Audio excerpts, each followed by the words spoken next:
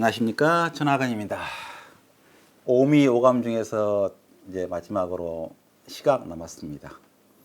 시각 같은 경우는 사실 우리 정보 중에서 제일 중요하다고 볼 수 있겠죠. 정보량 보면 거의 어떤 데는 90%, 어떤 60%돼 있는데 많은 정보를 받아들이고 실제 뇌 면적도 피질의 25%를 차지할 정도로 많이 차지하고 있고요. 그다음에 청각, 실제 소리가 중요하죠. 촉각하고 맛보는 시간 짧으니까 사실 정보량은 많지 않죠. 후각 같은 건 뇌에서 0.1%에 불과하고 왼쪽으로 치면 250배나 됩니다. 시각이. 그래서 정보에서 많은 양을 차지하고 있다. 알 것 같고 이 빵이 맛있어 보이나요? 네. 뭐 보고도 뭐 어떻게 알아? 맛을 봐야 하는 거지. 근데 사람이 봤을 때도 이 색깔을 보면 자연스럽다. 이 색깔이 바뀌거나 이상하면 모를 텐데 뭐 갖추고 가졌을 것 같다는 느낌이 딱 드는 거죠. 그래서 우리가 시각을 통해서 외관을 보고 색을 보고 하면서 생각보다 많은 정보를 짐작해냅니다. 그래서 애들이 야채 싫어하잖아요. 그럼 야채를 먹이는 방법 그러면은 맥도날드 포장지에다 야채를 담아주래. 그러면 애들은 미국 애들은 야채는 맥도날드 맛있다는 생각이 많아가지고 똑같은 포장에 그렇게 해주면 더 맛있다고 느낀대요. 그리고 예전에 이게 챌린지가 있었죠. 콜라하고 펩시하고. 그래가지고 맨날 이긴다. 뭐 그랬는데 무슨 소용이 있나요? 그래갖고 그거 자극받아가지고 코카콜라에서 우리가 더 맛있게 할 수 있어. 맛있게 해서 뉴코크를 만들었죠. 그러고 나서 난리가 났죠. 니들이 왜 내 콜라를 허락도 안 받고 함부로 바꿔 돌려줘. 내 것 돌려줘 해가지고 다시 클래식 콜라가 등장했습니다. 사실 그 사이에 맛 변화가 꽤 있었거든요. 뭐 코코아 나무에 있는 거 빼고 당류를 바꾸고 여러 가지 있었는데 그때 말하는 때 모르다 갑자기 더 맛있게 뉴코크 나오니까 갑자기 콜라는 나의 정체성이고 나의 모든 것인데 막 그러면서 이 난리가 났던 미국에서. 그래서 마케팅이라고 하는 게 뭐고 어떤 출제서라고 하는 게 어떤 건지에 대한 의미를 다시 한번 생각해 보게 한 사건이 있었습니다. 생각보다 그 브랜드가 중요합니다. 그래서 아마 대기업 옛날에 대기업 식품에 온 사람이 연구소에서 막 제품을 개발한 사람이 회사를 차렸어. 첫 번째 배기 딱 치는 것이 결국 브랜드죠. 똑같이 맛있고 더 맛있게 만들어 봐야 어떤 회사의 로고에 포장지가 들어있냐에 따라서 판매가 완전히 달라지는 사람들입니다. 평상시에 소비자가 봤을 때는 저 포장 신경 안 써요. 맛만 보여. 내용만 봐요. 이렇게 말하더라도 실제로는 안 그렇습니다. 그 사례가 뭐였냐면 예전에 혜태하고 롯데하고 있을 때 롯데 팬한테 물어봐요. 어느 과자를 많이 먹으세요? 롯데 제품요. 왜요? 그게 더 맛있어서요. 혜태 쪽 편에 가서 물어봐요. 어느 과자를 먹으세요? 혜태 과자요. 왜요? 그게 더 맛있어서요. 아니 공장에서 만든 제품을 갖다가 더 맛있는 그쪽에 보내고 그랬을 리는 없잖아. 오히려 더 상대방이 더 신경을 많이 썼지. 소비자는 절대로 포장지나 브랜드에 영향을 안 받는다. 단지 맛이 있어서 녹아 들어 있는 거죠. 사실 브랜드라고 하는 게 이 정보라고 하는 게 맛에 이미 포함되어 있고요. 근데 생각보다 중요합니다. 그래서 우리 같은 경우는 딱지 붙이를 좋아하죠. 좋은 식품, 맛있는 식품 하는데 이미지도 굉장히 맛에 많은 영향을 차지하고 있습니다. 그래서 예로 보여주는 게 이거죠. 똑같은 음식을 이렇게 해주면 밸런스드 푸드 되고 이렇게 모아놓으면 갑자기 정크 푸드. 햄버거 있는 내용 하나하나 따지면 빵이 무슨 정크일까요? 여기 야채가 뭐 토마토가 소스가 과자가 어느 게 정크라는 거예요? 근데 실제로 한 가지 음식을 먹어간다면 요것만큼 사실 균형 갖춰져 있는 영양을 제품도 드문데 우리는 무조건 정크라고 이름을 붙이죠. 그러니까 결국은 쉽고 빠르게 먹는다, 편하게 먹는다는 것 때문에 너무 폄하하고 있는 그런 내용이 됩니다. 예전에 이런 게 많이 있었죠. 소믈리에 하면은 뭐 모든 와인을 감별하고 뭐 신의 물방울 막 얘기하는데 실제로 실험을 해보면 뭐냐 그러면 백포도에다가 빨간색 이렇게 포도 색깔을 넣어주면 갑자기 저 포도 맛을 느끼고 굳이 가격을 말하지 않더라도 비싼 와인을 주면 맛있다고 느끼는 아무리 훈련된 소믈리에도 그래요. 그걸 보면서 도대체 왜 설마 그런데 실제로 우리가 맛을 볼 때는 어떻게 보냐 그러면 보통 사람 생각했을 때는 맛을 보고 맛을 판단하고 가격을 보고 가격을 판단하고 두 개를 종합해서 맛의 점수에다가 가격을 반영해서 이게 맛있다라고 느낄 거다라고 생각하는데 실제로는 이렇지 않습니다. 이렇지 않고 우리 뇌는 잠시도 쉬지 않고 탐색하고 모색을 해서 분위기를 보면서 어느 게 더 비쌀 것 같아, 어느 게 좋을 것 같아를 이미 판단을 하고 있어요. 가격 정보가 되면 맛을 짐작을 해서 짐작된 게 뇌를 갖다가 맛을 혀를 바꿔요. 그걸 맛있게 느껴지도록. 그 혀로 맛을 감각을 해서 맛을 판단하는 겁니다. 사실 뇌가 있으면 감각이 차례차례 들어가서 뇌에서 판단이 일어나는 게 아니라요. 판단이 들어와서 고를 바꿔서 이걸 바꿔서 다시 감각하는 사이클이 순식간에 일어나기 때문에 구별할 수도 없고요. 실제로 뇌에서는 이렇게 일어나기 때문에 다른 요소의 영향을 받을 수밖에.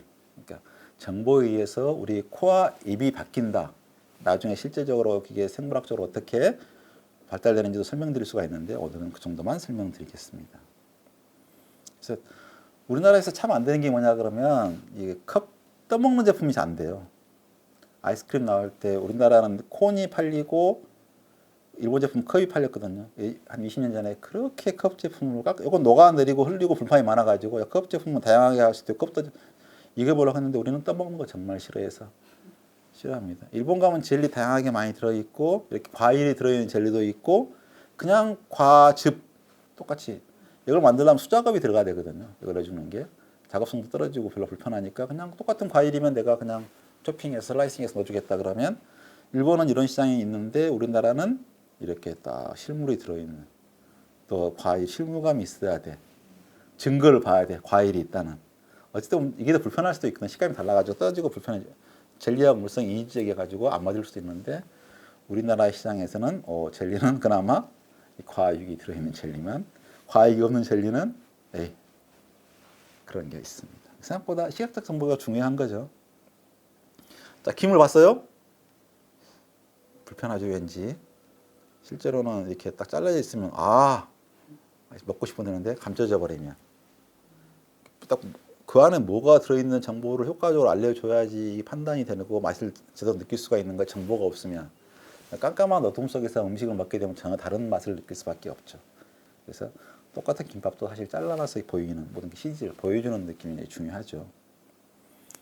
그래서 사실 신뢰성도 맛인 거죠. 옛날에 당연히 이렇게 잘라서 줘야 돼요. 보기 편하게. 요즘엔 잔반 찜찜하는 사람 많으니까 아예 통짜로 줘서 당신들이 잘라서 먹으시오.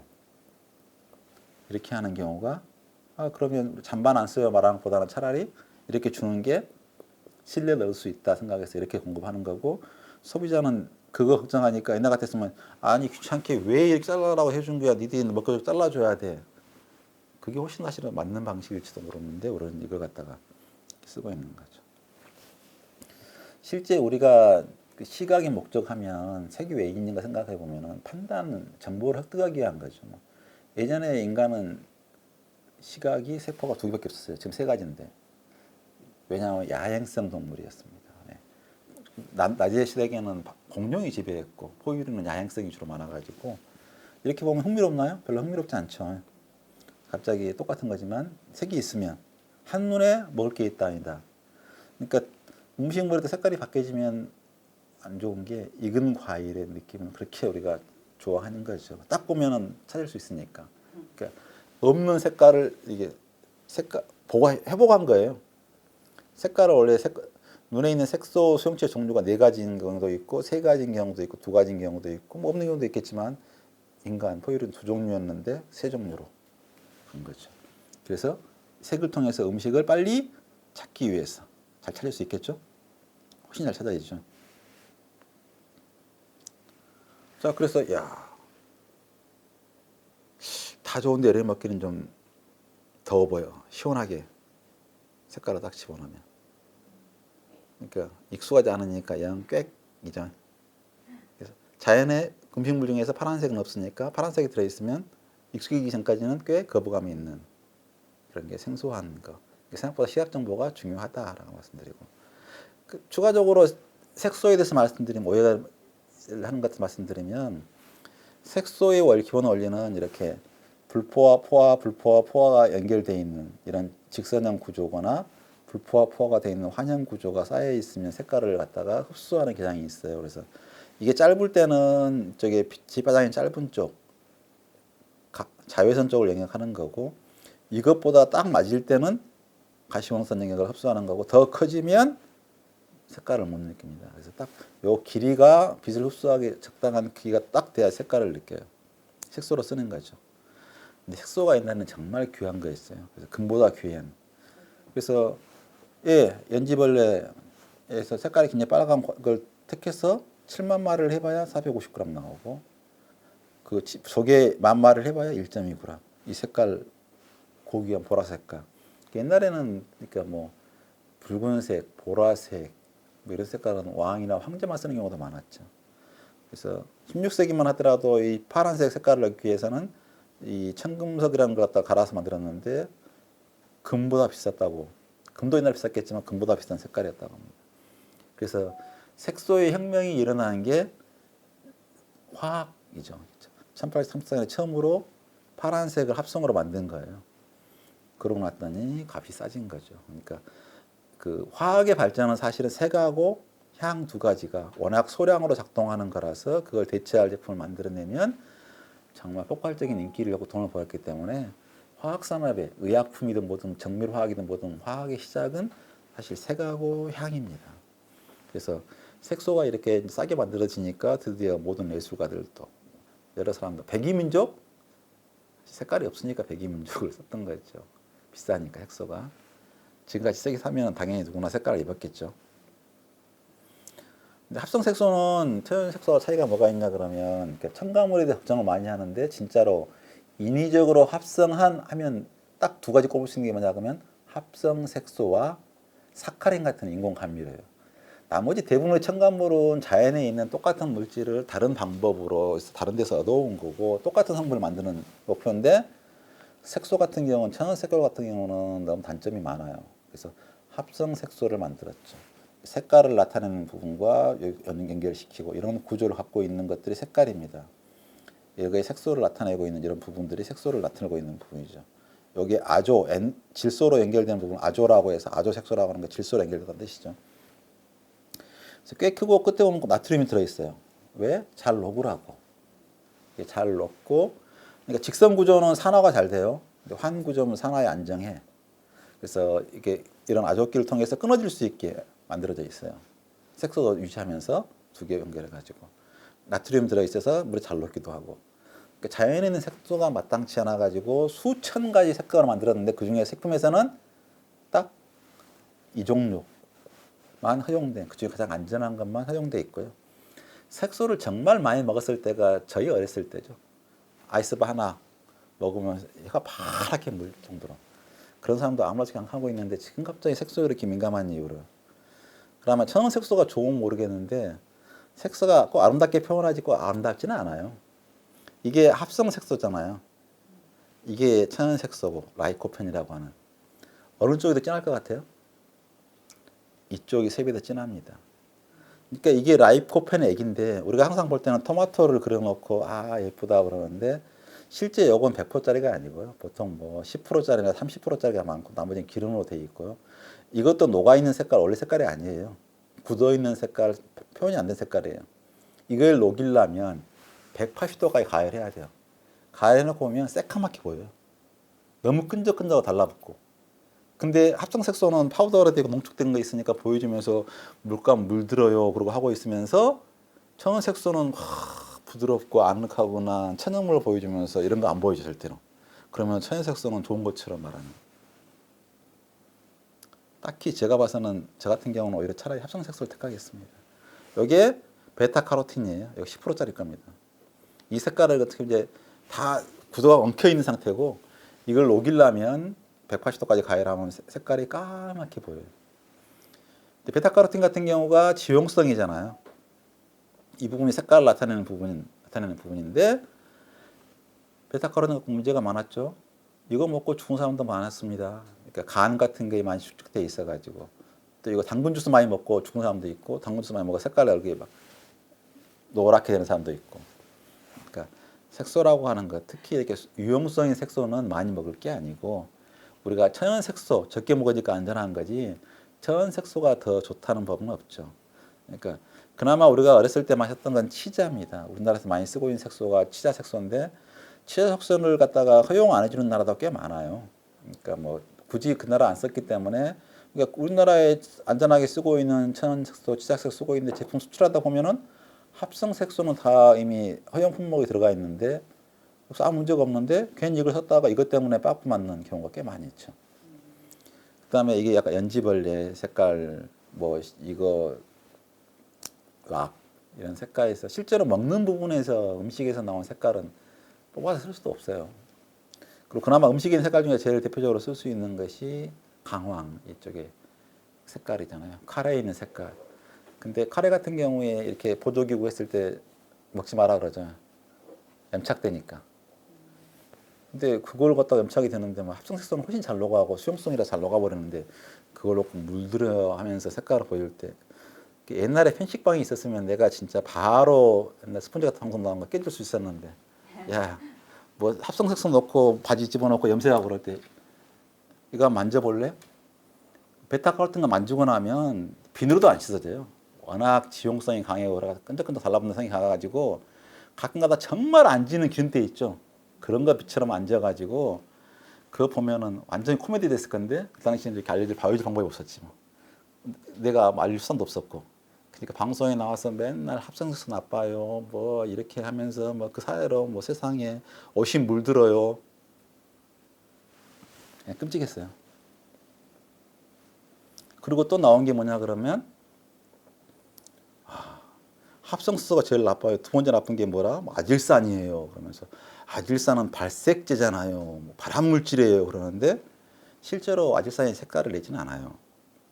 그러니까 지난번에 한번 설명드렸던 게 글루탐산이 자, 두 개가 모이면 포르포 빌리노겐이 되죠. 근데 이게 네 개가 모이면 얘가 포르피린 구조가 됩니다. 포르피린 구조가 되면 얘로부터 이 가운데가 철이 들어가면 헤모글로빈이 되고, 그죠? 마그네슘이 들어가면 엽록소가 되고, 코발트가 되면 비타민 B12가 돼요. 근데 철이 들어있을 때 우리가 옛날에 이발소 표시가 파란색과 빨간색이 빙글빙글 돌아간 거 있잖아요. 하나는 정맥의 피, 하나는 동맥의 피. 피가 똑같은 피인데 헤모글로빈인데 산소가 붙어 있느냐, CO2가 붙느냐에 따라서 산소가 있을 때는 빨간색이 되고 CO2가 붙어 있으면 청색이 됐어요. 그래서 동맥, 경맥 해가지고 이발관이 이렇게 이발소 옛날에 사혈요법으로 피 빼는 거고 치료도 했으니까 그랬죠. 그래서 철에다가 산소가 붙어 있을 때는 붉은색, 물이 붙어 있을 때는 갈색, 일산화탄소나 산화질소가 붙어 있을 때는 분홍색이 되면서 얘는 잘 떨어져 나가요. 근데 얘는 잘 안 떨어져 나가. 오래오래 붙어 있어요.